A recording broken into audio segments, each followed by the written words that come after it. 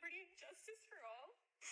We're all human, and today I'm asking for one human act of compassion to please let my dad come home. Quick question. Did you think that the American flag stood for compassion and kindness when you voted for who you voted for? Because let me show you something. And the science and experience we've developed here will live on through you.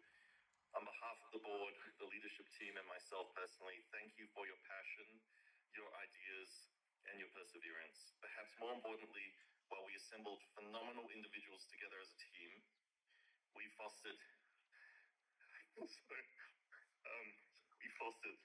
an even more phenomenal culture together. While war in its current state will not continue, our culture will ensure so many of these relationships will continue going forward, both professionally and personally. Your work mattered, it still matters. That was my CEO, shutting down our entire company, where that man has dedicated his life to science and treating cancer patients such as your father. And we had to stop. All of us got laid off because of your vote. So let me ask you another question. Would you still regret your vote if this didn't happen to you personally? Because I went back a couple of videos on your page to find out where was the outrage when this happened to a child, an American child that was deported mid-cancer treatment. And what I saw on your page was you being hot. I didn't see you being outraged. I didn't see you being upset. I didn't. Yes, this is just crazy. Uh, People got deported and kids got deported, and kids are just, I mean, they don't see lives, they couldn't see lives, they didn't have a chance, yeah. So this is just so sad that we have this going on inside our country, and I hope something will change, yeah. So let's just keep watching. You speaking up. So your cry is not really regret or remorse. Your cry is entitlement. You're crying because you're told no. You're crying because they denied you. Because if they had accepted your father to stay here, you wouldn't regret your vote. You would think that your president was still your hero. Because the outrage, the remorse, and the regret should have started months ago when this was happening to other people. When this was happening to thousands of other people that also have families, they also have children, they also have wives. You didn't care back then. Now you care? I love our president. Why do you love Donald Trump so much? I love Donald Trump for closed borders, back to education, not indoctrination. And he's doing a great job. I'm very proud of him. What's his greatest accomplishment? Yeah, as you can see, I already told you that a bit elderly people actually are so passionate about supporting Trump. I actually don't know why, but yeah, it is what it is. I mean, this woman is, let's say, around 50, and she's a clear Trump supporter. So Thus far? I'm really into the education.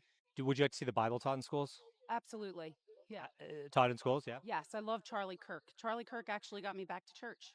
And are there books you'd want to see banned in schools? Yes, yes. And they say book banning, but it's not really book banning. Why are young children learning how to have sex in 5th grade?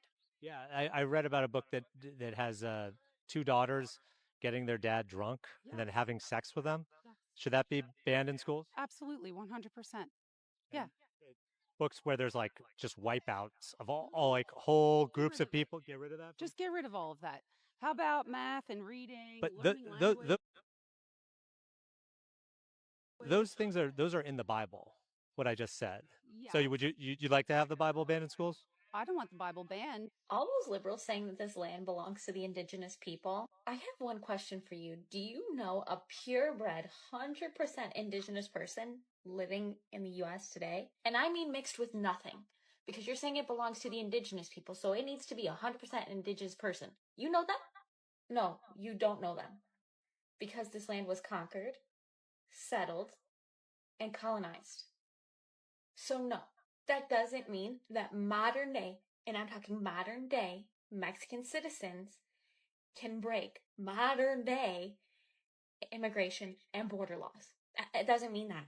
It doesn't. Because there's no such thing as 100% indigenous person anymore. There's not. There's not. There's not.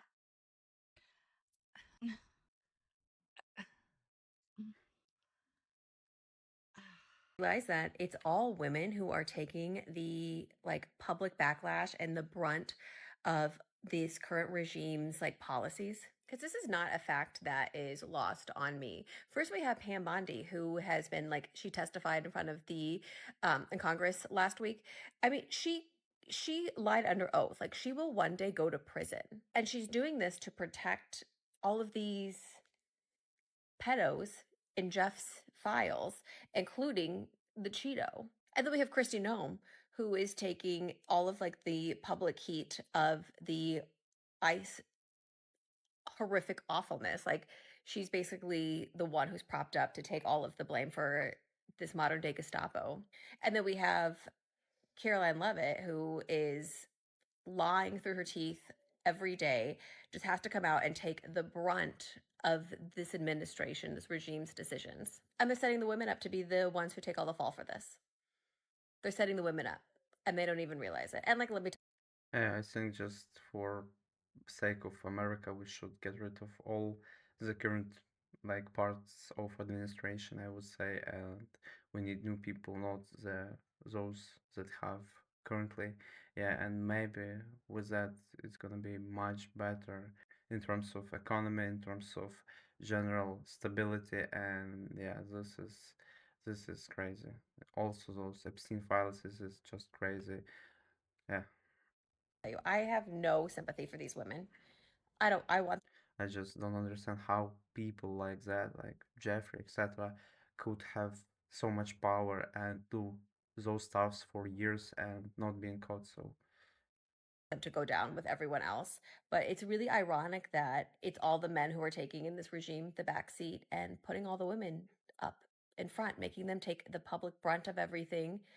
And eventually I feel guilty about not talking to my parents anymore. I ask myself this: why would I expose myself to people who I have to go to therapy, I have to seek self-care and healing in order to be around every time I'm around them, who've never gone to therapy for me, who refuse to go to therapy or do any type of self-help, self-reflection, and development for me? I wouldn't walk across hot coals for someone. So why am I doing that every time I see my parents, emotionally speaking? When they not only will not walk across hot coals for you, they won't even think of the idea to sweep away the coals so you have a clear path to walk through so you don't get hurt. Doesn't even occur to them. Doesn't even occur to them that it hurts you to have to see them. And there are layers of it, because that it doesn't occur to them that it could be hurtful, that their lingering traumas and bullshit that they refuse to work through hurts you, is a hurt in of itself, because it's like you're aware of the neglect and they are not. It's really helped me look at my time, my space, my health as a value. It has a value. yes, this is just crazy. As we can see, this young girl, I mean pretty young, says that you should cut off your toxic MAGA parents, which is probably right. But if we think deeply, it's so sad in general. Like you have the precious people in your life, and it's your parents, your kids, etc., and you are fighting against each other just because of the politics. I guess it's not right. I mean, yeah, I understand that we have different opinion, we have different generation opinion, but it's so screwed. It's so screwed up, and I'm just, I don't know. I'm grateful that my parents are chill about it.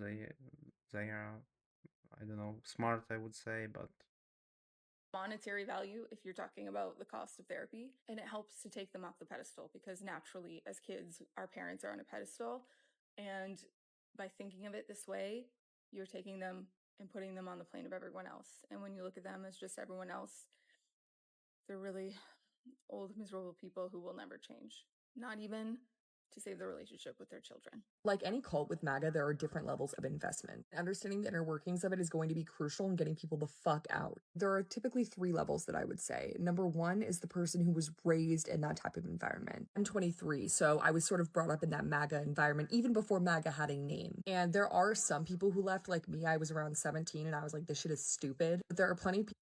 I don't understand how she grew up in that environment. Yeah, for example, imagine you go from, I don't know, from school to home and you hear your parents talking about MAGA or something. I don't know.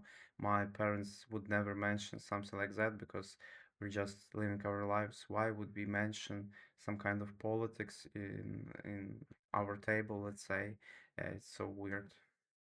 People who are just MAGA because their family is MAGA, because it's a cultural and social movement. And we can totally convert those people. Number two are the people who are a little bit more intense, who are the people who are like, yeah, I vote for Trump because of my taxes, or some bullshit thing that they say, spew out, oh, my propaganda. But still, their entire identity is tied to being MAGA. All their friends are MAGA. Their church members, every single person they interact with is a MAGA. It's a community. And number three is obviously the diehard Trump supporter, the J6er, the Lately, MAGA sounds like some kind of disease, but it's just a movement. It's funny to like to be.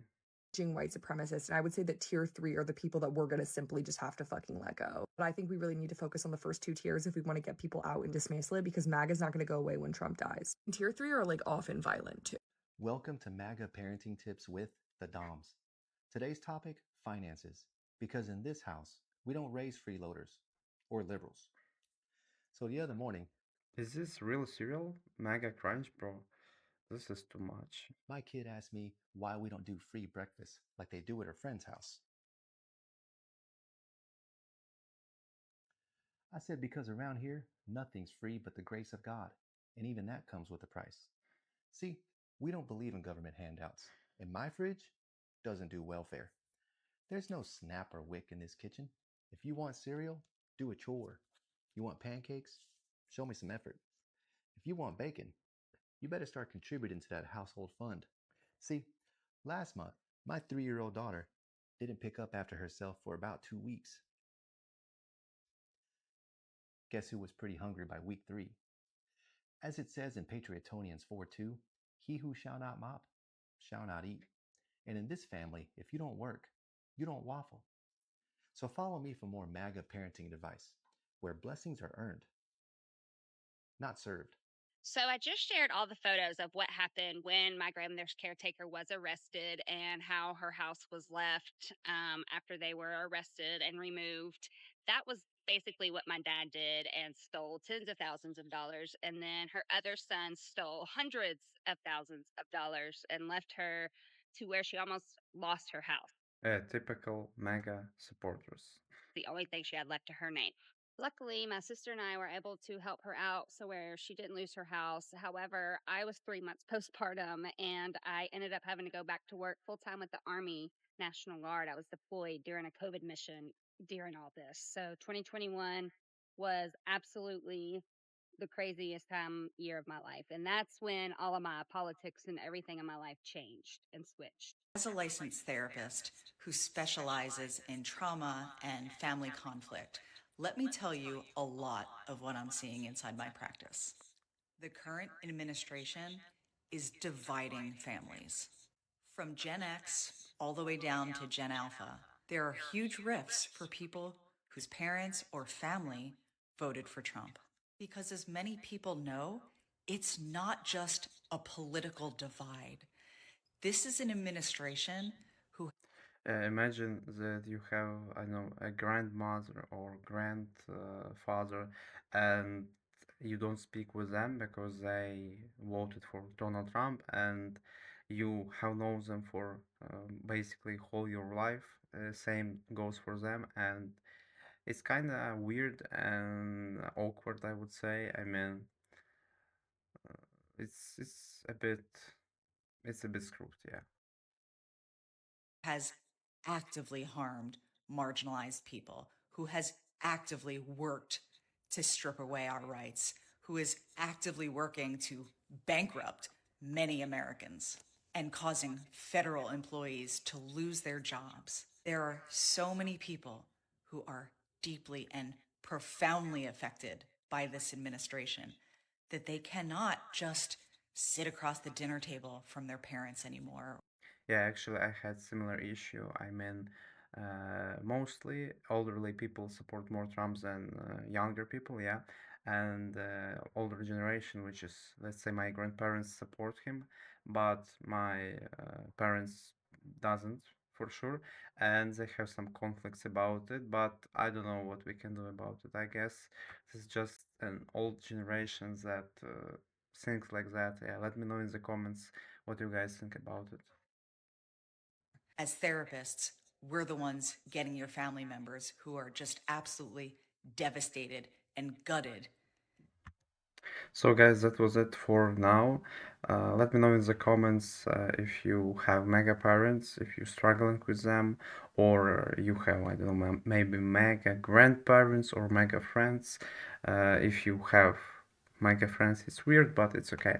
So let me know your opinion in the comments and see you in the next one.